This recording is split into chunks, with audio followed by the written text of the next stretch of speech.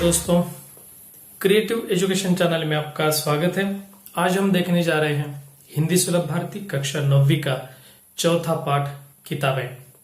यह एक कविता है जिसके कवि है हिंदी के जाने माने कवि एवं गीतकार गुलजार। आइए सबसे पहले हम गुलजार साहब का परिचय देख लेते हैं। गुलजार साहब का मूल नाम है संपूर्ण सिंह कालरा, जिनका जन्म दीना झेलम जिला पंजाब में हो गया था, हाल अभी जो पाकिस्तान में है। 18 अगस्त 1936 को उनका जन्म हो गया। गुलजार साहब को हम एक गीतकार के रूप में जानते हैं क्योंकि हिंदी फिल्मों के लिए उन्होंने कई सारे गीत लिखे हैं, आप लोग जानते हैं, और हिंदी फिल्मों के वे निदेशक भी रह चुके हैं। वे प्रसिद्ध नाटककार हैं और इस प्रकार से गुलजार साहब बहुत ही प्रसिद्ध साहित्यिक है। उनकी लिखी यह किताबें कविता काफी प्रसिद्ध है। उनकी प्रमुख कृतियां हैं चौरस रात जो लघु कथाएं हैं, रावी पार कथा संग्रह है, रात चांद और मैं, एक बूंद चांद, रात पश्मिनी की, ये उनके कविता संग्रह हैं। तो इस प्रकार से खराशे नाम की उनकी एक कविता और कहानी का कोलाज भी है। प्रस्तुत किताबें कविता में कवि गुलजार साहब कहते हैं कि कंप्यूटर के पर्दों के कारण किताबों से किस प्रकार से हम दूरी बनाए हुए हैं। वे अपने अतीत में खो जाते हैं और किताबों के बारे में बातें करते हैं। बड़े भाव विभोर होकर वे बात करते हैं क्योंकि दोस्तों आप लोग जानते हैं कि किताब मनुष्य के मित्र होते हैं, दोस्त होते हैं, सखा होते हैं।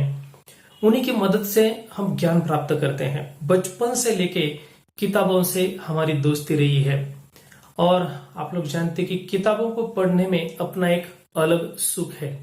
वे चाहे कहानियां हो, कविताएं हो, कोई धार्मिक किताब हो, कोई भी किताब हो, लेकिन जब उनको हम पढ़ते हैं तो उसके साथ हम एक प्रकार से भाव विश्व में बन जाते हैं, एक धागे में हम पिरोए जाते हैं। तो किताबों का और मनुष्य का रिश्ता तो बहुत पुराना है और बहुत अजीब भी है, लेकिन आए दिन आधुनिक तकनीकों के कारण कंप्यूटर इजाद किए गए।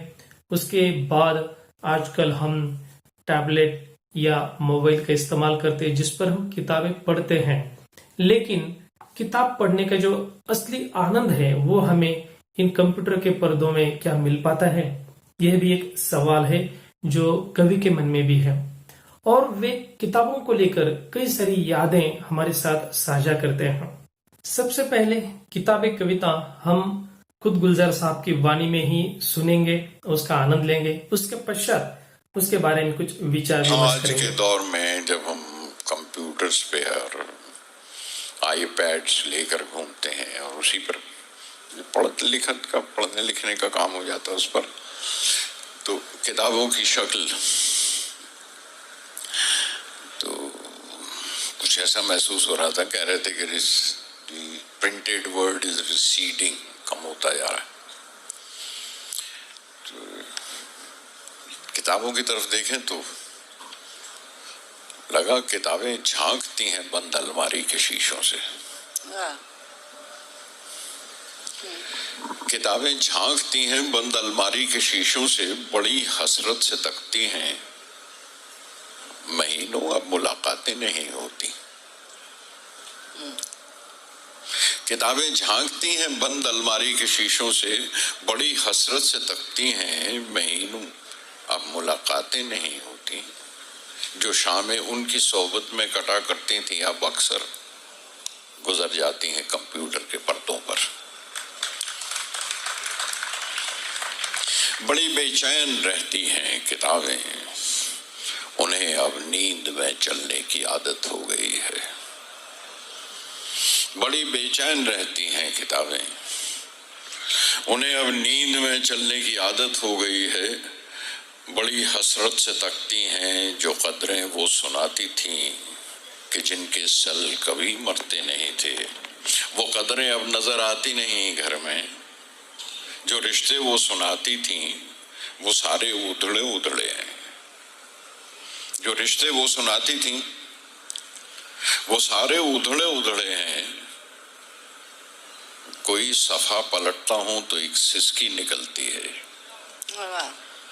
कोई सफा पलटता हूं तो एक सिसकी निकलती है। कई लफ्जों के मानी गिर पड़े हैं। कई लफ्जों के मानी गिर पड़े हैं। बिना पत्तों के सूखे टुंड लगते हैं वो सब अल्फाज। बिना पत्तों के सूखे टुंड लगते हैं वो सब अल्फाज, जिन पर अब कोई मानी नहीं उगते। जो मट्टी के सकोरों की तरह बिखरी पड़ी हैं, बहुत सी इस्तलाहें हैं, गिलासों ने उन्हें मतरूक कर डाला।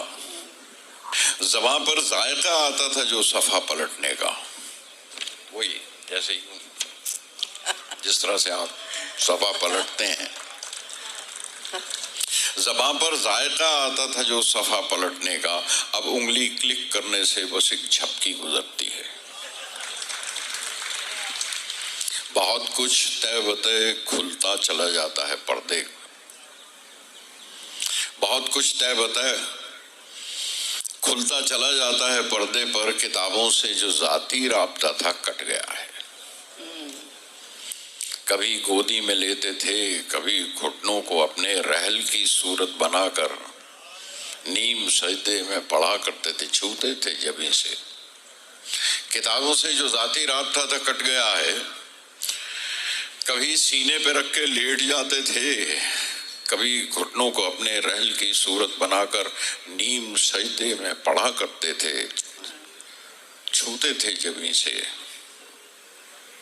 वो सारा इल्म तो मिलता रहेगा आइंदा भी, मगर वो जो किताबों में मिला करते थे सूखे फूल और महके हुए रुखे, बहुत अच्छा। मगर वो जो किताबों में मिला करते थे सूखे फूल और महके हुए रुके, किताबें मांगने गिरने उठाने के बहाने रिश्ते बनते थे, उनका क्या होगा वो शायद अपने। किताबें मांगने गिरने उठाने के बहाने जो रिश्ते बनते थे, उनका क्या होगा वो शायद अब नहीं होंगे। किताबें झांकती हैं बंद अलमारी के शीशों से। वाह वाह, बहुत अच्छा। तो दोस्तों, इस प्रकार से गुलजार साहब ने कहा है कि किताबों से मनुष्य काफी दूर जा चुका है। आज भी कई सारे लोग तो पुस्तकें नहीं पढ़ते हैं, लेकिन जो पुस्तक पढ़ने के आदी थे, जिनके घर में अपनी खुद की एक छोटी सी लाइब्रेरी थी, या जो लोग कहीं से भी किताबें खरीद कर लाते थे और पढ़ते थे, आजकल कंप्यूटर के पर्दों पर हमारा ज्यादा समय बीतता है, स्क्रीन टाइम हमारा बढ़ गया है। आजकल कंप्यूटर भी एक प्रकार से पीछे पड़ रहे हैं, क्योंकि स्मार्टफोन हमारे पास होता है और जिसमें काफी सारी चीजें होती है जो हमारा मनोरंजन करती है। अगर हमें कोई दिक्कत आती है तो हम उस पर ढूंढते हैं। एक प्रकार से एक पॉकेट डिक्शनरी का वह काम करती है, एनसाइक्लोपीडिया का काम करते हैं, और जो भी जानकारी चाहिए वो आपको एक छोटे से स्क्रीन पर मिल जाती है। और इसी कारण से किताबों से हमारी दूरी बनी हुई है। आजकल तो हम बच्चे जो होते हैं, छात्र जो होते हैं, वो पढ़ने के लिए भी इन स्मार्ट डिवाइसेस का इस्तेमाल करते हैं, और जिसके कारण से पुस्तक पढ़ने का जो असली आनंद है, उसके जो असली फायदे हैं, उससे हम काफी दूर जा चुके हैं। तो किताबों से हमारा काफी रिश्ता है। तो किताबों के बारे में कवि ने क्या कहा है, आइए हम देख लेते हैं। कवि कहते हैं कि किताबें झांकती हैं बंद अलमारी के शीशों से, बड़ी हसरत से ताकती हैं। तो आजकल क्या होता है कि किताबें केवल बंद अलमारी में ही रह गई हैं, शीशों के पीछे वो रह गई हैं, जिनको हम निकाल के अपने डेस्क पर लाते थे, टेबल पर लाते थे, बेड पर लाते थे, और जिनको हम घंटों तक पढ़ा करते थे। किताब लेने के लिए हमें इंतजार करना पड़ता था। देखिए, मुझे याद है कि जब हम लाइब्रेरी में जाते हैं तो कई बार वो किताब हमें मिल नहीं पाती जो हमें चाहिए, तो उसके लिए हमें इंतजार करना पड़ता, 8 दिन, 15 दिन, 1 महीना, तब जाके कहीं वो पढ़ने के लिए मिल जाती थी। आजकल क्या होता है कि मान लो कि किताबें हमारा इंतजार कर रही है और हमें ताकती रहती है, हमारी तरफ एकटक देखती रहती है। उनमें एक प्रकार की कामना होती कि कोई ऐसा वाचक आए, कोई ऐसा दर्दी आए और जो मुझे पढ़े।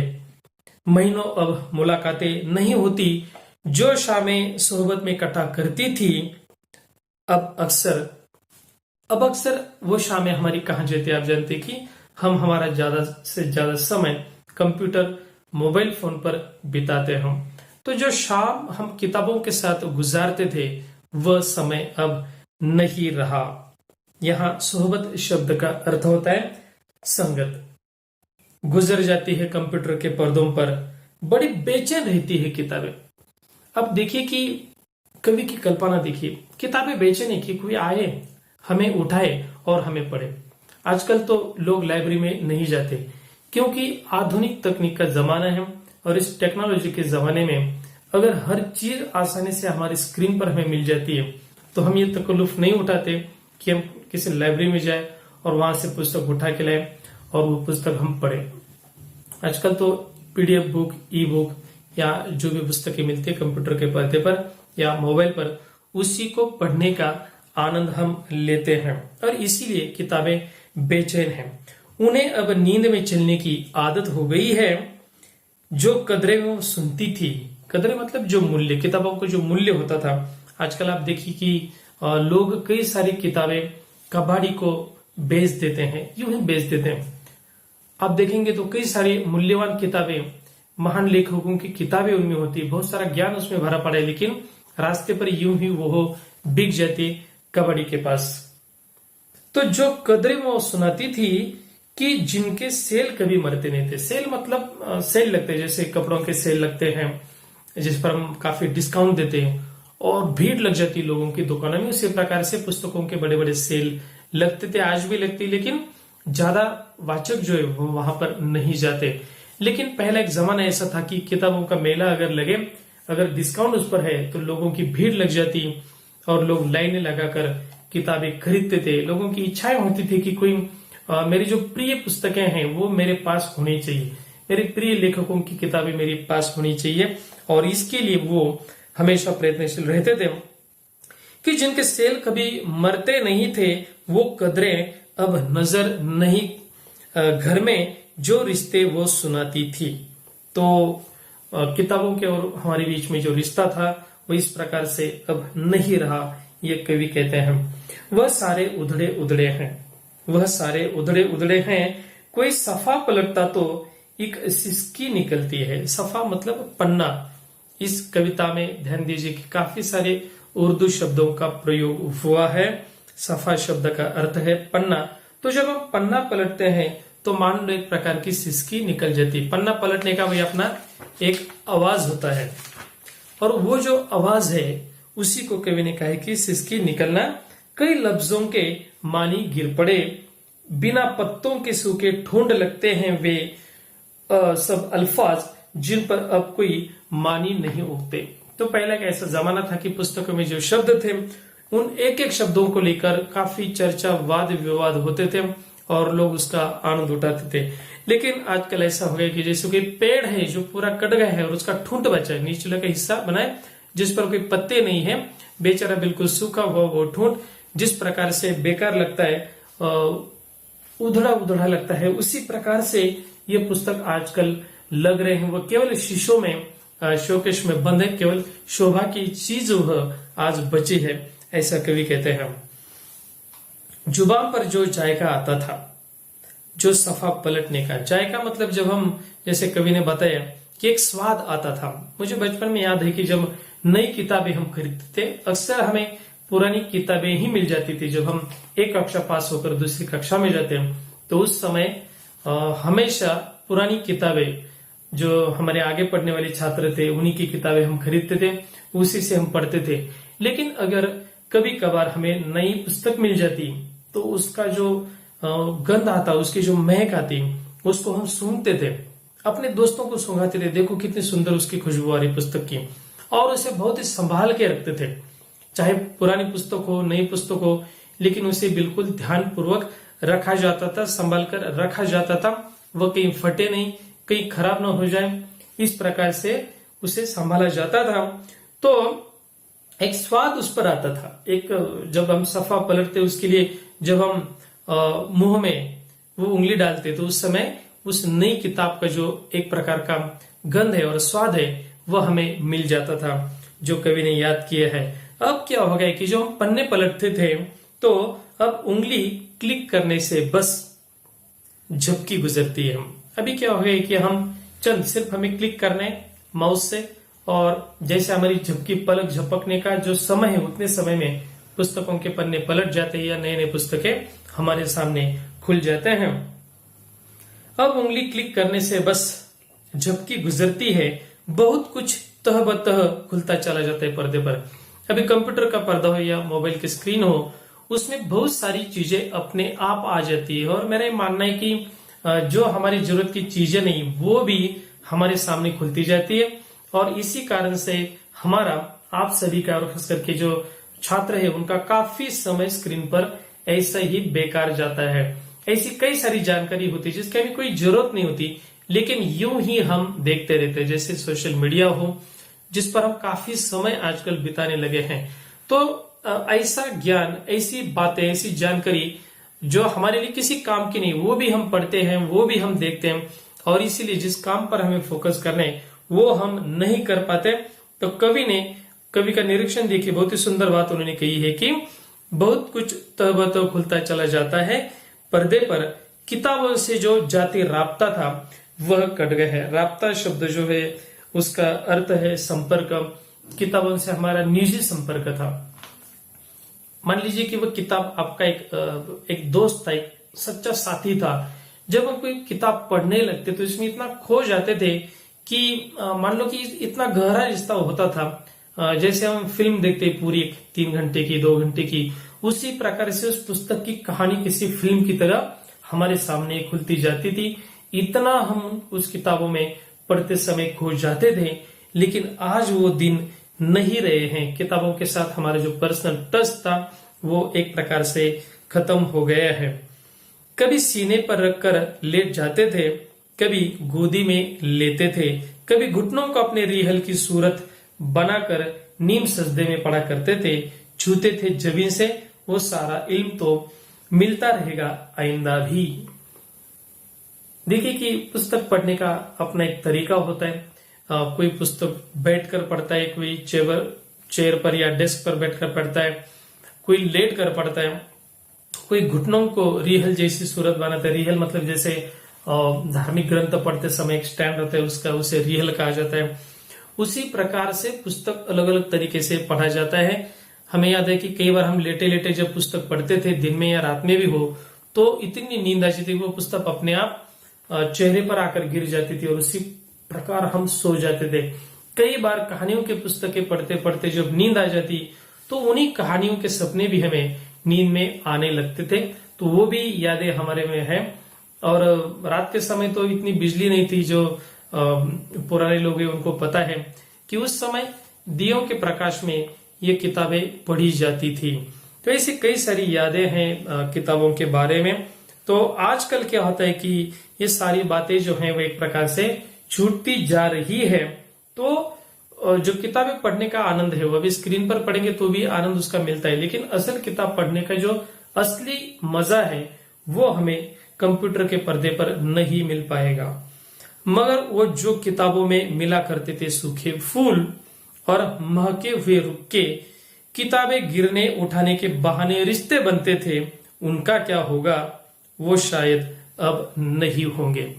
एक सुंदर सी बात कवि ने कही है कि किताबों में हम सूखे फूल रखते थे, आज भी रखे जाते हैं, लेकिन किताबों का इस्तेमाल कम हो गया है। लेकिन एक समय था जब हर एक किताब में कोई न कोई फूल या सूखे पत्ते, आप लाइब्रेरी से भी पुस्तक लाते तो उसमें भी शायद कहीं ना कहीं आपको फूलों के पंखुड़ियां जो है वो उसमें जरूर मिल जाती, सूखे फूलों की, तो रखते थे उसमें। तो ये जो बात है। और दूसरी बात जो है कि इसके कारण, इन फूलों के कारण पुस्तकों में भी एक प्रकार की महक या गंध जरूर आती थी। तो वो कब मिलेगी, कैसे मिलेगी? कंप्यूटर के पर्दे पर अगर हम पुस्तक पढ़ेंगे तो उससे ये सारी चीजें नहीं मिलने वाली हैं। जो यादें इस प्रकार की, मान लीजिए कोई फूल आपको मिल गए किसी से, आपके दोस्त से हो, सहेली से हो, आप उसको पुस्तक में संभाल के रखते हैं, बाद में सूख जाता है, लेकिन वो एक याद है। वो लोग जीवन भर उसको संभालते थे। लेकिन कंप्यूटर के साथ जब आप पुस्तक पढ़ेंगे तो इन बातों का क्या होगा? और पुस्तक गिरने उठाने के बहाने जो भी रिश्ते बनते थे हमारे बीच में, उन रिश्तों का क्या होगा? यह भी कवि कहते हैं वो शायद अब नहीं होंगे। तो इस प्रकार से गुलजार साहब ने किताबें, कविता में किताबों के साथ हमारा गहरा रिश्ता किस प्रकार से बदलता जा रहा है, और जो पुस्तकें हम पढ़ते थे वो कंप्यूटर के स्क्रीन पर वो जो समय है हमारा वो कंप्यूटर के स्क्रीन पर या मोबाइल के स्क्रीन पर ज्यादा जाता है। आइए जान लेते हैं शब्दों के अर्थ। हसरत कामना, उम्मीद या इच्छा। सोहबत मतलब संगत। कदरें मूल्य या मायने, जायका, लज्जत या स्वाद। सफ़ा पन्ना। अल्फाज शब्द। राब्ता संपर्क, जबी माथा, इल्म ज्ञान। रुके चिट्ठी या संदेश पत्र। रिहल ठावनी, जिस पर धर्म ग्रंथ रखकर पढ़ा जाता है। छात्रों, इन शब्दों को आप अपनी कॉपी में अच्छी तरह से लिख लीजिए और दोहराइए ताकि नए शब्दों का संग्रह आपके पास बन जाए। और दोस्तों, अभी तक आपने मेरे चैनल क्रिएटिव एजुकेशन को सब्सक्राइब नहीं किया तो चैनल को सब्सक्राइब कीजिए, बेल आइकन को दबाएं और ये वीडियो अपने दोस्तों को शेयर जरूर करें।